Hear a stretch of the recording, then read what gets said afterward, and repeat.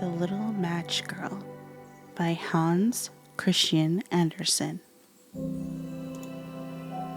Most terribly cold it was. It snowed, and it was nearly quite dark.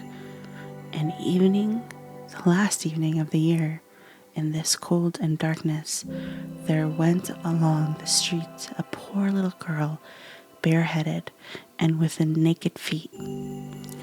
When she left home, she had slippers on. It is true, but that was the good of that? They were very large slippers, which her mother had hitherto worn. So large were they, and the poor little thing lost them as she scuffed away across the street because of the two carriages that rolled by dreadfully fast. One slipper was nowhere to be found. The other had been laid hold of by an urchin, and off he ran with it. He thought it would do capably for a cradle when he some day or other should have children himself. So the little maiden walked on her tiny naked feet that were quite red and blue from cold. She carried a quantity of matches in an old apron, and she held a bundle of them in her hand. Nobody had bought anything of her the whole livelong day. No one had given her a single farthing. She crept along trembling with a cold hunger, a very picture of sorrow, a poor little thing. The flakes of snow covered her long fair hair, which fell in beautiful curls around her neck. But that, of course, she never once now thought. From all the windows, the candles were gleaming, and it smelled so deliciously of roast goose. For you know it was New Year's Eve. Yes, of that she thought. In a corner formed by two houses, of which one advanced more than the other, she seated herself down, cowered together. Her little feet had drawn close up to her, but she grew colder and colder.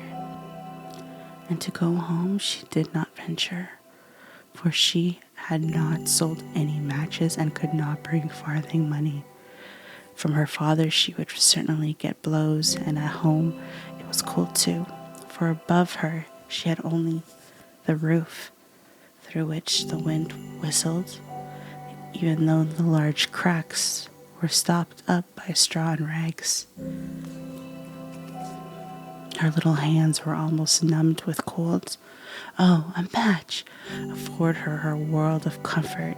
If she only dared to take a single one out of the bundle drawn against the wall and warm her fingers by it. She drew one out. Rich! How it blazed, how it burnt. It was warm, bright, flame like a candle, and she held her hand over it. It was a wonderful light. It seemed really to little maiden as though they were sitting before the large iron stove with burnished brass feet and a brass ornament at top. The fire burned with such blessed influence. It warmed so delightfully. The little girls had already stretched out her feet to warm them too. But the small flame went out. The stove vanished. She had only remains of burnt-out match in her hand. She rubbed another against the wall, and it burned brightly.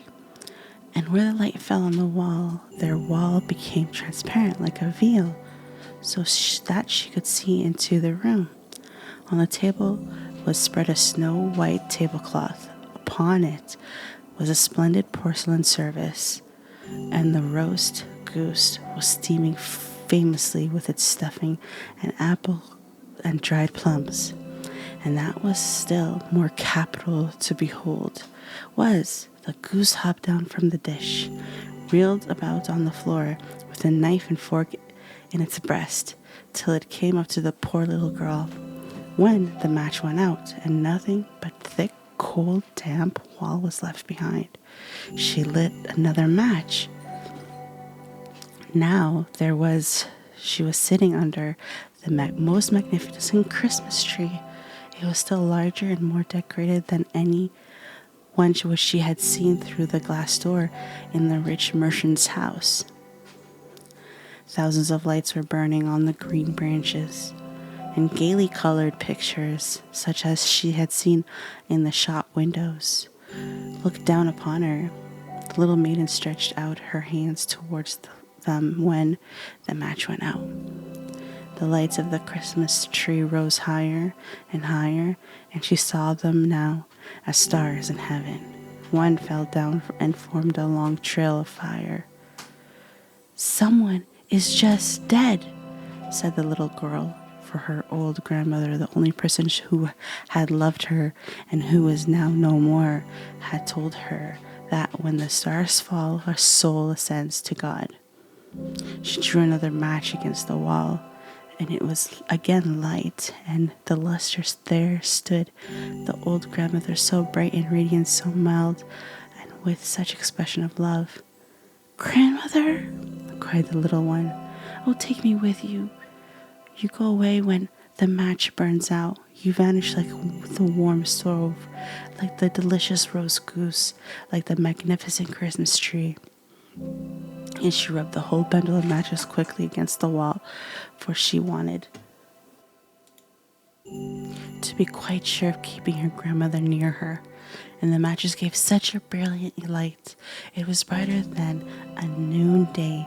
Never formerly had the grandmother been so beautiful and so tall. She looked like a little maiden on her arm, and below, and both flew into the brightness and in the joy so very high. And then above was neither cold nor hunger nor anxiety. They were with God. But in the corner, at the cold hour of dawn, sat the poor girl with rosy cheeks and with a smiling mouth, leaning against the wall, frozen to death on the last evening of the old year. Stiff and stark sat the child near her matches, one of which, one bundled, had been burnt. She wanted to warm herself, people said. No one had the slightest suspicion of what a beautiful thing she had seen. No one ever dreamt of a splendor in which, with her grandmother, she had entered the joys of the new year. The end. Night, night, good night.